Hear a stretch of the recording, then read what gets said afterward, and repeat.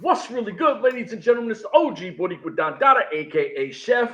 Listen, and I'm gonna be honest. I should have said this before when I was talking to you. I'm last name even my own. So I have Dom Arcamone. Is that how you say Absolutely correct last name. Absolutely butchered the first.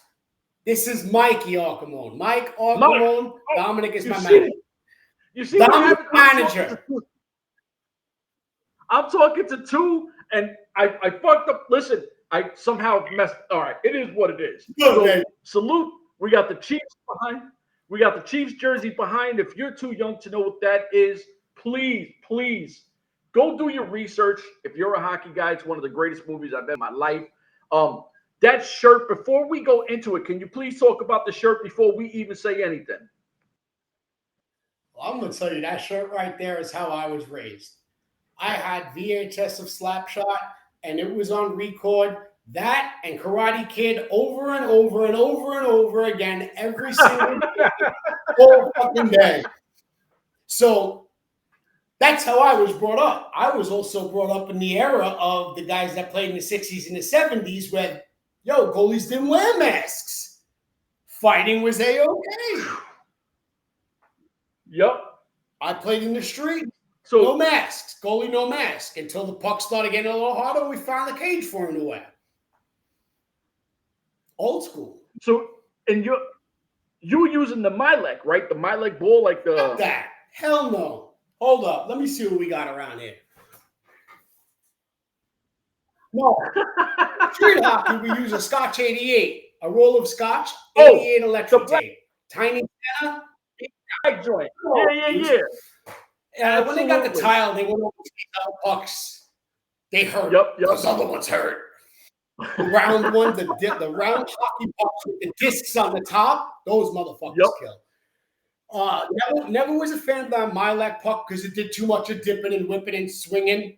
It was like playing with Yeah. So I wasn't a fan of that. Ball hockey is for after school segment. That's how I look at it. Absolutely. Listen, and I was loving the fact that you said your age before, and I won't ask you your age because gentlemen don't tell their age. But I know when you were growing up, you definitely put the newspaper inside of the wiffle ball bat and taped it up. Absolutely. Kids don't even know. They have no idea these days. I say something like you.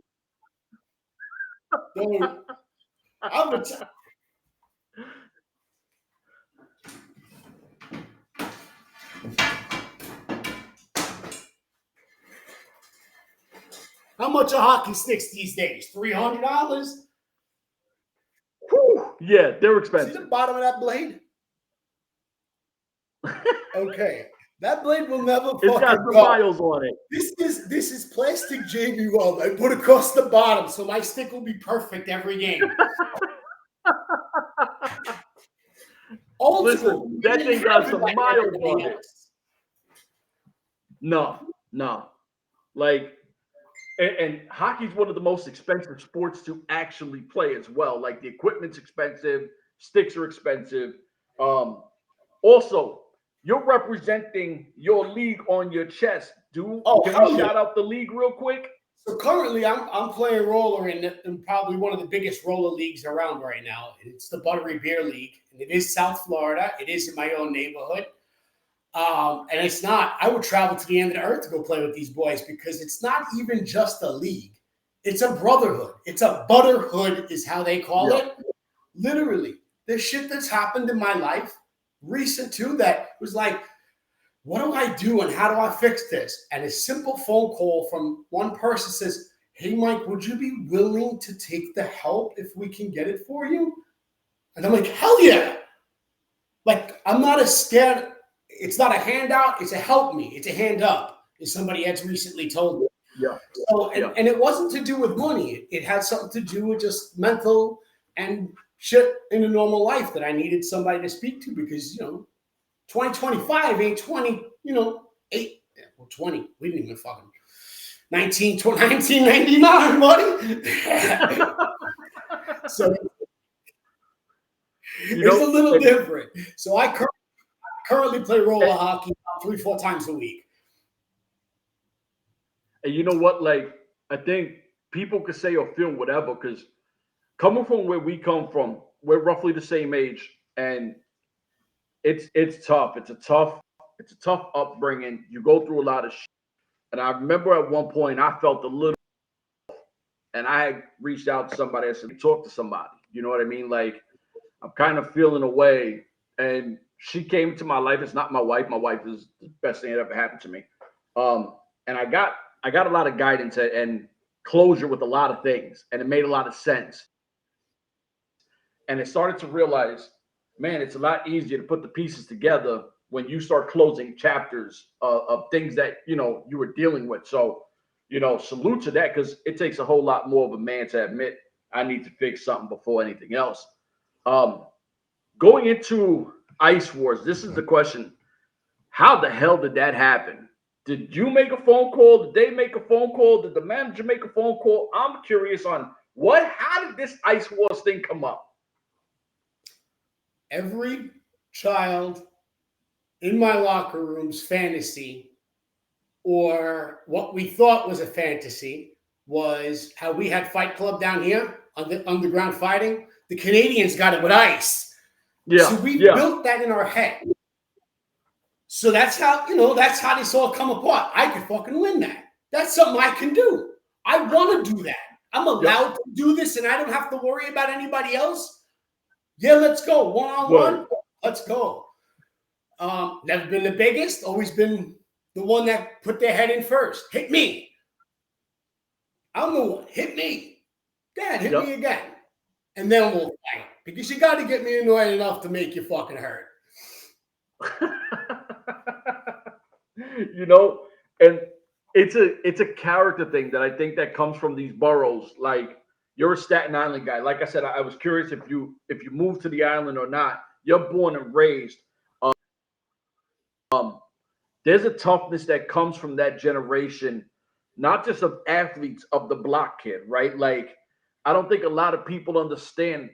It's not just somebody woke up decided to be a tough guy. No, you either are or you are not. Like, That's a good one to and bring up. you obviously are a tough guy. I'm not. I am not. And I'm going to tell you how they saw it. I'm a goal scorer. I'm a playmaker. I can make shit happen on that ice, and people are like, how did that go in?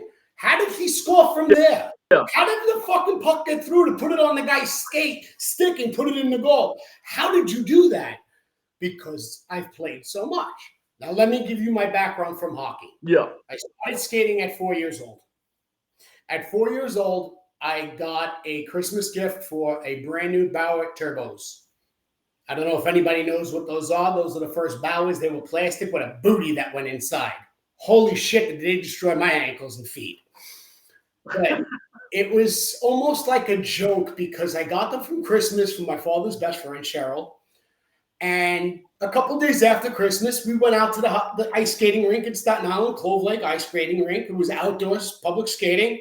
And my father's like, all right, it's just kind of like, just use the balls of your foot and kind of push out and go.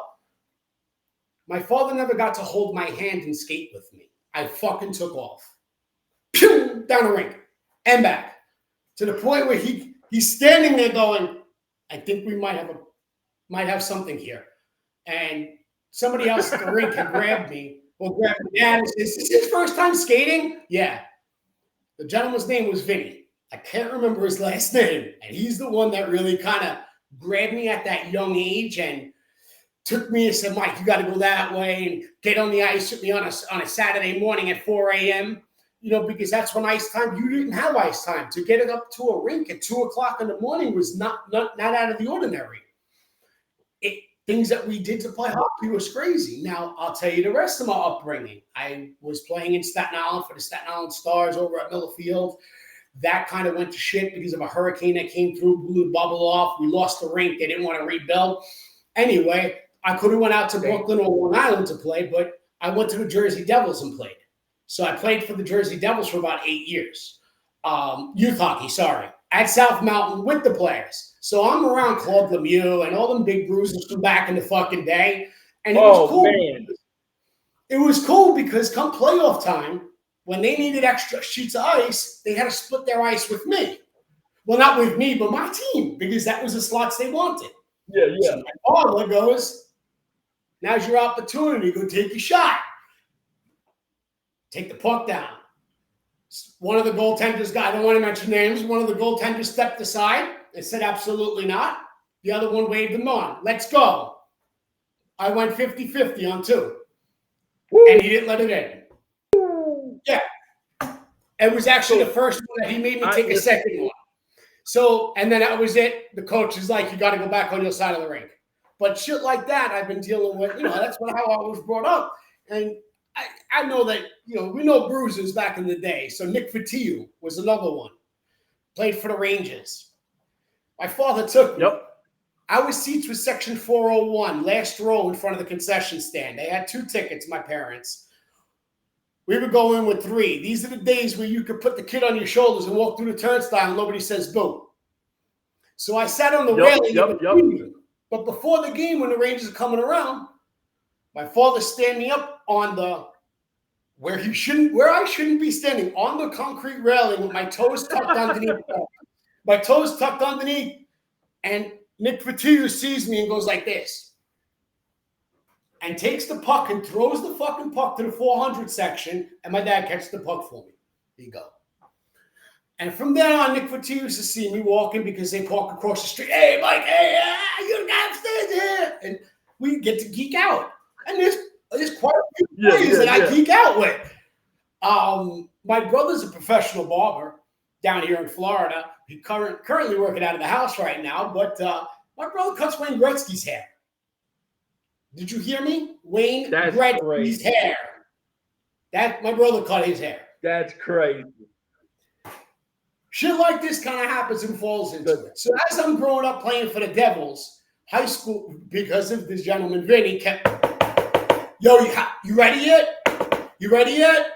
And I'm ready for what? My father goes, he goes, I wanted to play for high school. I'm in 5th grade. How the fuck are you going to put me on a high school team? Anyway, I was leading scorer in that JV league. They changed the rule. They changed the rule, 7th grade. Nobody could play JV if they're not coming into the school in the next season. So 8th graders could play, but not 6th graders. So I played varsity. Okay. Instead, we found the loophole for Mike to play varsity. Lit that fucking league up in Staten Island also. Then they crushed it down to you can't play until 8th grade. So I didn't play in 7th grade. Now, this is where the fun part comes.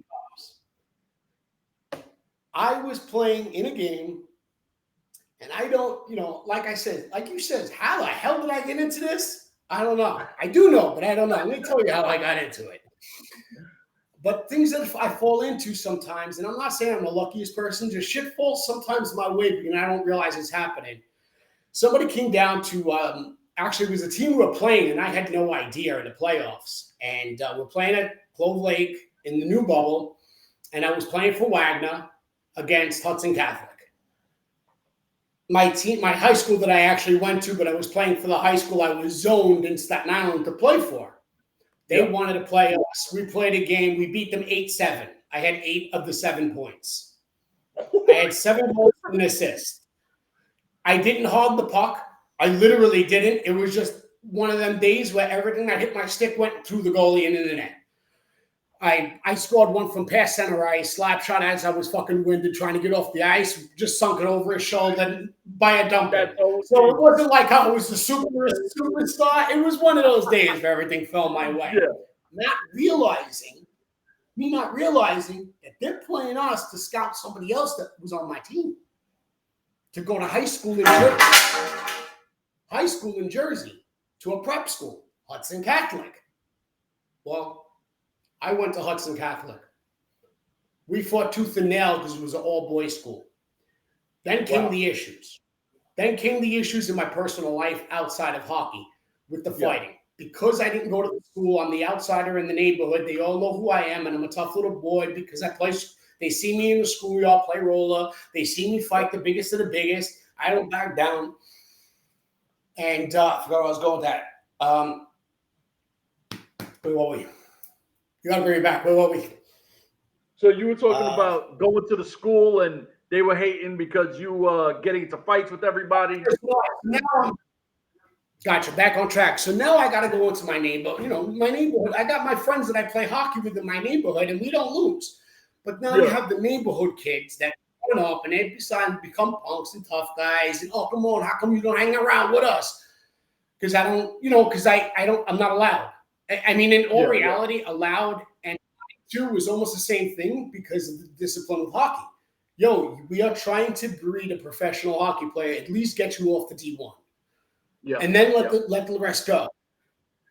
Then started the shit in the neighborhood where the kids would start calling me out. They would jump me because I didn't want to hang out and go fight the other neighborhoods with them because it wasn't in my zone. It wasn't me, but I could fight. Yeah. So they kept trying. So instead of me jumping in the cars or whatever and going to fight with them, they'd all fight me, but they would jump me.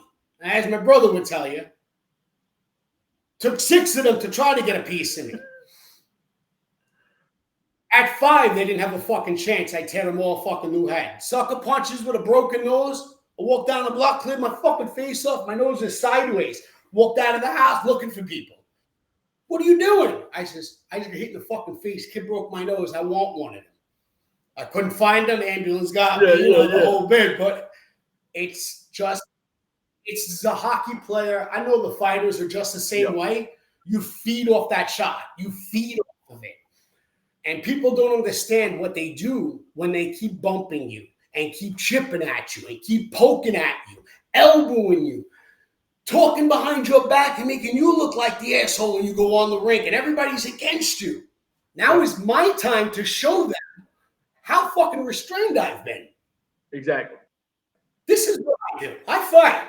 So after high school, we played all through high school. The coach picked me up literally every day and dropped me off until I got my driver's license to drive the other 2 boys, all the 3 boys that went to high school in Jersey because he built a winning team.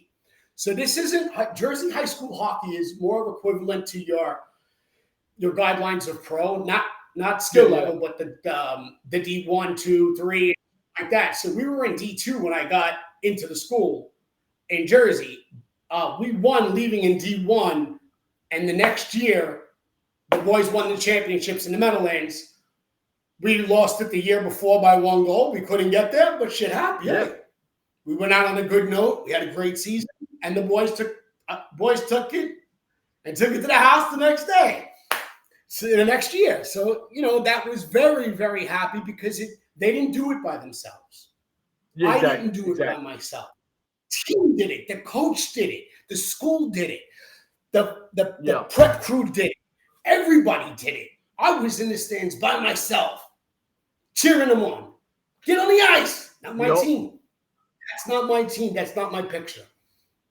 I don't belong in that picture. But you guys built the culture, though. You guys built that culture. Yes.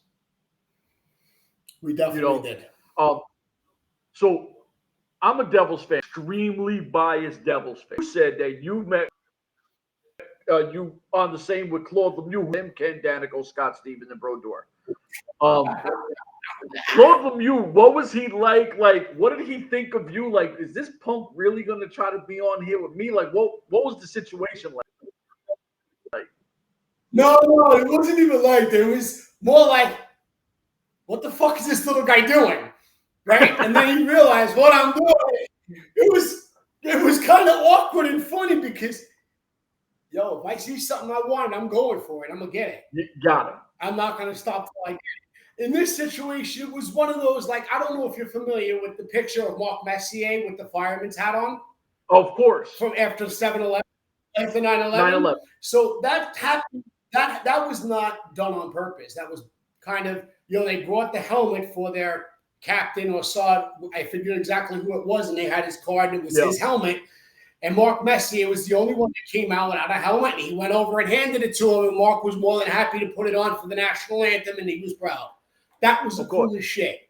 So for me, our national anthem means a lot. Of course. Our country means a lot. I played a lot of hockey up in Canada. They have a lot of respect. They don't boo you. After watching this 4 Nations of how we got booed up in Canada, that kind of not fucking cool. Didn't like it. I don't watch football anymore. You're not going to get me to sit down and watch football because they don't know how to stand up. That's me. I stand. I'm a hockey player, man. You know, and there's a line in this movie back here. I'm listening to the fucking song, and that's how we live. You know, but you're not going to talk during my. It's true because I think, and I don't want to keep going back with the age thing, but we're from an era where our soil holds so much weight. Like we're so proud of who we are, where we come from, and everything like that. I could tell you countless of national anthems that I've heard through Super Bowls, Stanley Cups, NBA Finals that I thought were moving, right? Like people sing that. Like I just thinking about it, my hair stands up. I don't appreciate anybody doing anybody's national anthem because it's the ultimate sign of disrespect. Did I think that the Four Nations thing was phenomenal? Absolutely. I can't wait to see it again because I think it took hockey to another level. I love the outside games of hockey. I think hockey is growing again. In the 80s, 90s, it was huge. In the 2000s, it was kind of like, they changed the game from trap hockey to now everybody scores 7 million goals. Now, it drives me crazy. I'm a defense wins championships kind of guy. Now, I don't want to mess up. Like I said, I've been talking to you and your brother. Are you the one who bulls? Oh, we don't have pit bulls. We got American Bully XLs. Okay. Similar, but these are your redone, regeneticked, and you have they're different dogs. Yes, they look like a pit bull. They don't have the temperament of a pit bull. You can go over there and mush my dog in the face, pull their ears, do whatever you want. They ain't going to bite you and snap. That's the beauty of this breed. So it went back to the original roots. What's called the nanny dog back in the day, and that was pit bull. A nanny dog is where you could leave the dog outside with the baby in front of your house or wherever you are, and not have to worry about a bear, a cat, anything coming to get you, because that dog would take care of it. Yep. My dogs would literally die for me. I mean, I know we can't walk around the house and shit, but I got a post out back that the dogs hang from, and it's fun because when my dogs hang from, they're so strong, I can grab their arms and start working with them. I'm not punching my dogs and shit, but their arms are so tight, and they're all swing them around like I'm hockey fighting with them. It's fucking great. It's awesome. I seen a video with two of them that were hanging on to it, and they're like swinging, and one of them is looking at them like, "Yo, there ain't no space for me, so I'll be on there in a minute." Like I'm a big dog guy. I love dogs, always love dogs, love the history of it. If anyone's interested, go do your history on dogs. Canines, all types of breeds. What I always tell people is dogs, they don't understand. They don't lie. Dogs don't lie. Dogs don't know. There goes the baby. There it goes. Look at them. Look. This is a baby. He's a year and a half old. Baby, year and a half old. He's 130 pounds. Woo! Oh yeah. The name of my kennel is called Arcamone Bullies. Yep. Because my best friend says you are not a normal, you are an Arca monster. And we build genetic monsters like this. See, but that's what I'm saying. Like for anyone that ever been around dogs, they don't know how to lie to you, right? They're the most loving, loyal things ever because they can't be fake. They don't know how to be fake. I mean, Alex, do me a favor, get the door. Someone's at the door. So I have my girl. She's old, super old at this point. She's a pit, but the way she moves and she understands your vibe, right? Like if you're feeling away, she's quick to be like, "Hey, look, like I'm right here. Jump on the lap." She's way too big to be doing that, and you're like, "All right, mama, take it easy." But the love you get from dogs is unconditional. And I don't think enough people hear the word like pits or whatever, and they automatically think like the Michael Vick shit or everybody's trying to teach them to be these nasty people. Give me 1 second. I don't know who's at my door. I apologize. Your door, not my door.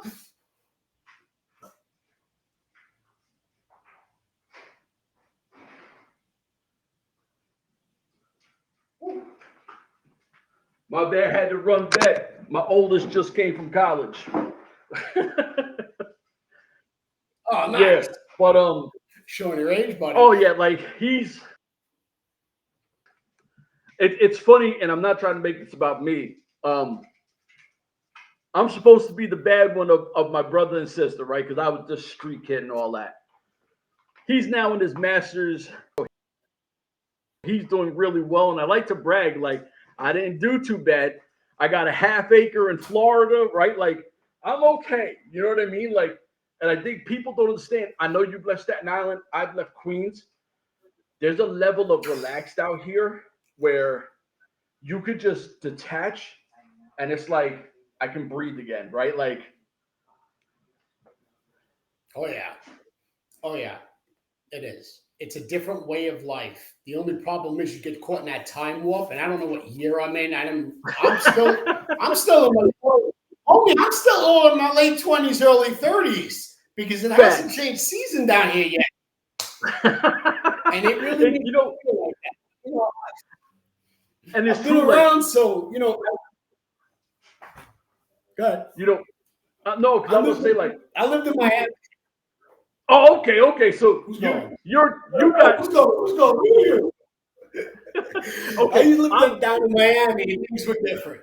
I moved up to Jupiter, and I realized that everybody's fit. I got to get fit. Yo, I wasn't a small boy. I didn't walk around at the way I'm walking around like this all my life. This is something new. Then hockey came back around, and I'm like, wow, I'm fast. Holy shit, I can do this. With my age and my time off from playing so much ice and roller, I lost a step or two, but I make it up with my hockey knowledge sometimes. People don't get it, but they see it. You see, and I'm glad you said that because when I first started playing football, like I said, I played defense, I played corner. And there was an older guy on my team. His name was LJ. And I was like, I'm way faster, way more athletic. But he was everywhere. And he was like nowhere close to the speed that me and my guys were. I mean, like, if we did a 40, I'm halfway done kind of thing, right? But every time a play happened, LJ, how the hell are you everywhere? Like, you're not fast enough. And he's like, learn how to read. If you know how to read that off, you need to be. It's like chess. I'm 4 moves ahead of everybody. So in my young mind, I'm thinking, man, this man full of shit, right? But then when you start to learn and process, you're like, oh my God, right? Like, this shit is like chess. Once you start being able to see lanes and openings and holes, you start seeing it before it happens. And you're like, oh man, right? And that's the age with wisdom thing. Go where the puck is going, not where it is. Exactly. So you save a lot of energy. Oh yeah. Especially at our age, definitely want to save energy. Last question I gotta ask because now I got my boys walking all around looking like, yo, it's time for you to make lunch, and I'm like, y'all just got here. What do you mean? And they're doing the hold on. Before you go to your last question, let me ask something to you. John McClane. Okay. You're a Devils fan, right? I was working selling jet skis. We get a credit application. Kid in my finance goes, I think you should take care of this. Phoenix Coyotes, John McClane. Sounds like a hockey guy to me. I said, bullshit. He goes, he'll be here in 10 minutes. I don't get starstruck. I don't shake when people like that get around. Yeah. He walked in, typically, I looked at him and I said, I cannot believe that you really are standing here. I said, yo, you're one of my favorite players. I played for the Devils youth, and I told him. And I told him what the background was, and I says, yo, one of the best things ever, even though you were a bruiser and a fucking maniac, you scored a fucking penalty shot goal on Dominic Hasek. Who scores on Dominic Hasek? Nobody. He did. Yep. He did. So, idols, I got my devil idol, you know. That's him, and I Of got course, to of meet him. course. The other one, Ty Domi. You got to see him Bro, fight. I you got to gotta watch him stop. play fucking Rangers. Give me my fucking belt. I want my belt. Bro, you gotta stop because I'm okay. So I grew up as a Devils fan because my uncle was an Islander fan. We went to a lot of Ranger games because I'm Queens. Manhattan's right there. The R train is literally right there. So I'm a big Devils guy. Met Ken Danico. He did the hey kid, like what's going on. So he was talking to me. So I instantly became a Devils guy. I was like, oh, Ken Danico, this is my guy. But one of my all-time favorite hockey players, I think, because he was so like, and he wasn't even like Ty Domi's not a big guy height-wise, right? Like he's not this he's massive. Yeah, he's small. That's but why I watched Ty Domi beat the shit out of people. Everybody. And I tell people all the time, like, everybody. That Ty Domi, you'll never have that again. That's a one of one. Like, you're gonna see him October 11th. You're gonna see him October 11th because that's how I fight. October 10th. October 10th. You don't want to see it on 10th. You're gonna see it on 10th live. Yeah. That's how I know how to fight. Ty Domi and Tyson, baby. I love them two short boys because I'm short. See, and this is listen, I agree. Mike Tyson's my all-time favorite fighter, right? I'm so biased to Tyson. I love Tyson. So my last question, and I gotta ask because I'm a big number guy. I got my number tattooed on me.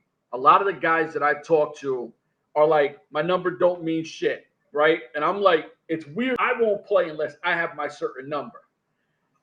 Growing up, did you have a number that you had to have? Yes or no? Because you're giving it like my number's my number and it's mine. There's many ways to make a number. I played with line mates that had the same number. When we went to a team together and we both didn't have that number, when we went to the team together, somebody had the number again and we went. So the number is 6. My number I would carry on my back would be 16. Okay. It got flipped over. Say again? No, 16. I'm just curious on who was it when you were growing up that the 16 was for? What happened was this. My first jersey that got handed to me was number 12. I threw it back at them at 4 years old and said, I won't wear that number. I don't like the number. My second jersey was number 16. The second one they gave me was 16. I looked at the number. I said, I like the number. Maybe Brett Hull. Maybe that was part of the reason. He was a fucking another beast maniac too, Daddy Bobby tells him, hey, come down, take a shot at his fucking head. Next time he ain't gonna fucking move. You should put it up top shelf. Hey, when I played on it, put it off the fucking. I got a video somewhere. Put it off the fucking goalie's head and in the net. And I'm good at shit like that. The goalies I play with now are like, yo, how did you get that in from behind the goal? I put it off your back. I hit your skate and put it in on purpose. It's stupid little shit. Yeah. Fun. So get into this fighting. 16 then. You had to have 16. Say again? Number 16. No, so 16, then my line mate and I agreed both we're not going to take 16. He flipped it to 61. I flipped it to 91. Flip the number inverted is 61 and flip it upside down is 16. We're all number 16 now. And when he graduated, we gave him the respect of not wearing his number. We were both offered it. Nope. We'll stick with what we have. So I'm tossed now between, will I wear any number? Absolutely. But at the end of the day, do it to him. It is 16, baby. It is 16. Listen, I will wear any number jersey now. I'm a little bit older. Things are a little different. The pride is still there. I put a roller hockey jersey on a fucking hanger. Who puts a roller hockey jersey on a hanger? I do. Yeah. I know how to walk to an arena with my sticks on hangers in a bag. it's things you were taught along the years. You know, pick things that routine you picked up. So you want to know how I got into this fight? We asked me that question. We never got to it. How I got into this fight was I put an application in. Well, not an application. I submitted to be a fighter. And I didn't get a confirmation email. And I got very annoyed. Then I submitted it again and didn't get a confirmation email. Then I started going bang, bang, bang, bang. Then I started calling bang, bang, bang on the keyboard again. And all of a sudden, out of nowhere, you are serious, right? Yes. I'll have John call you. I don't want to, Marasti. Don't want to butcher his last name. It's a little tough for me. Yeah. Marasti gives me a call. Pretty much instantly hit it off. And realizes that I'm a fucking hockey player, and I'm going into this to win. I'm not going into this. This isn't for money. Like money, I didn't know there was any kind of money. I want to fucking fight, dude. I want to fucking fight because, I can do it, and I know what I can do. And the shit that I've been through from the past year and a half, this fucking hockey rink with these boys that keep poking this fucking little bear, now they're going to see what they've built, and the poor kid from Canada's got to pay for it. Sorry. At least he's going back to Canada. We don't got to see him no more. One way or another. If I go in there and get knocked the fuck out, I know he's got a nasty right. Yeah, I go in there and get knocked the fuck out, he better make sure I get knocked out and can't get up. Because I'll get back up. And I'll know that right's coming, and I will fucking destroy. See, and he better come up with a different game plan. See, I don't know how they do things over there, right? I know Staten Island guys. I know it, all the boroughs. Like I was trying to tell, there's a toughness to us, right? Like you have to turn our TVs off, right? Like, and listen, like I said, I know you're short, and people always try to do the whatever. But let me tell you something. The little dogs, like, they don't quit. It's like that saw for us. We gonna keep going. It's like that Tasmanian devil thing. I always wanted that tattoo. One of the guys I looked up to had it. Tasmanian devil with the Rangers jersey on. I couldn't do it because he had it. That was one that I wanted because that's me. That's how I play. Yeah, man, I don't play like other people play. Like you say, chess. I tell them, these kids are playing checkers. I'm out here playing chess because I have to. Not because I really want to. I kind of have to. And I'll tell you, there's a couple of the boys in the league that God bless them that they're tough enough. And I know who's a hockey player and who's a roller hockey player. Ice hockey player to a roller player. Ice hockey player will take the shot, keep it moving. Roller hockey player is a little bit different. No disrespect to any of them. They're not used to getting hit because there's no hitting. I'm used to getting hit since I'm 10 years old. I got my bell rung. It was the first time I got knocked out. 10 years old. Where am I? They're asking, hey, do you know where you are? Ice hockey rink. Ice hockey rink. I'm cold and the lights are above. Which one? Yeah, you're done. Let's go. I had no idea what hockey rink I was in. Shit happened. So how I got in was persistence. Yeah. I persistently pushed, and I persistently pushed. Then it was how, a whole lot with the weight because I'm not small. I got to lose a lot of weight. I got to come down to a certain weight to fight this guy. And I needed reassurance that I can do this. So I got my nutritionist on the phone, which is a good friend of mine. Not like I spend money on a nutritionist because I ain't like that. And I asked him, I say, hey, Paulie, do this. He goes, you can do it. Then just by random, I'm getting a little bit older now, so you don't see the name on the phone number that text you. And I thought it was a childhood friend because this whole fighting card came out and people are popping out of the woodworks, which I love it. Please, everybody give me a fucking call. Hit me up. I want to talk. And one of the guys, I thought it was a childhood friend and lives down in Boca. And we said it was this other gentleman, Russell, that lives in my area that plays roller with me. Wanted to make sure everything was good. Caught my brother with a stick by accident. Shit happens. We don't wear cages. We're fucking animals. It's no big deal. He's not caught. Even if he did stitches, you take him to go get stitches and we'll come back. That's how we roll. So he calls up and I'm like, yo, did you hear? Did you see this yet? I'm fighting bare knuckle fighting Ice Wars 3. on the 10th. He goes, get the fuck out of here. And I look at the message and I'm like, he goes, I have friends in bare knuckle fighting I can get you hooked up with. So now I'm at a gym with bare knuckle fighters that's right up the road from my house. So I'm getting a little taste of some of this. I'll tell you that the gym that I am currently training at is Cut Above Fitness, I believe is the actual name. This is all 36 hours old, by the way. So Byron, if I fucked up, I apologize. But I also came across another psycho gentleman too that's a bare knuckle fighter. And just as I watch him fight, because I love boxing.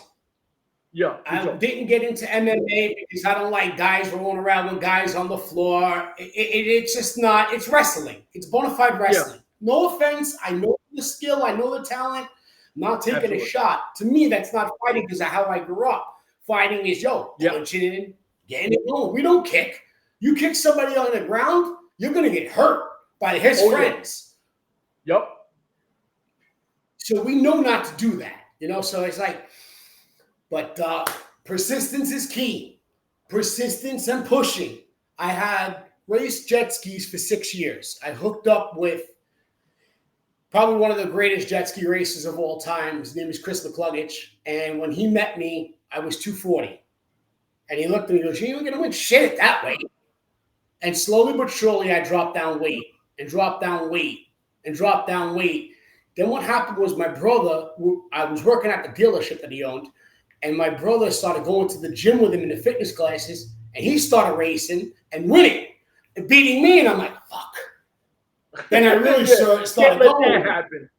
No, if I'm going to tell you this, if I knew what I know now when I was a kid, and I'm not talking about this, that, and all the thing, I'm just talking about regimen to fitness and diet. Oh, yeah. I would have been 5'5" playing in the pro. I would have. Working out is the regimen.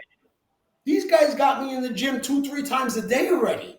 They're like, you got no time. We got to cut and get you in shape. You got to beat this boy. Hey, nobody wants to see a loser. But hey, win, lose, or draw, I'm fucking happy that I got this opportunity. Absolutely. I really am, because this is something that, honestly, I'm sick enough to do. It's right in my lane. And I really, really earned this position by barking up the correct trees the right way. So I'm trying to do things the right way. I'm on the phone with people. Sometimes as I'm on the phone with somebody that I don't really know exactly who they are as far as status sometimes. And that helps because I don't see things as that. I believe that everybody should get a fair shake at Mike, meaning the real Mike. Genuine. You got the real Mike. Yep. That's it. I love I have nothing but love for a lot of people. Don't get on my bad side. I'm not a guy like that, but it's not fun being on my bad side. It's better being on my good side. I give you a shirt off my back. I give you fucking half of the fucking ramen noodles that I can afford. I give you half that. So you can eat too. And that's the person I am. That's what's lacking in the generations now. I remember coming up and me and my people, we shared food, right? Like if I have food, you have food. And we're still like that, right? Like anything I got, you got. A lot of people aren't built like that. Listen, I'm super excited. I'm hyped up. I want to see you fuck this guy. I'm going to tell you honestly, I don't know him, don't care. He's not from New York, so you already know I don't give a shit who he is, how his name is. I hope you just beat the shit out of him, and I'm going to talk a lot of shit. So is there anything you want to plug? Hell yeah. I'm going to back your shit up. There you go. Even if he gets me, he wins, I'm going to fuck him up. I promise you that. He ain't going to come out of that without being damaged. See, and he's getting damaged. He needs to be prepared to get damaged. Coming down to South Florida, we have the best plastic surgeons in the country in Miami. He has to go nowhere. Listen, that's so true. But before we get out of here. So, hold on. I got something coming from the background.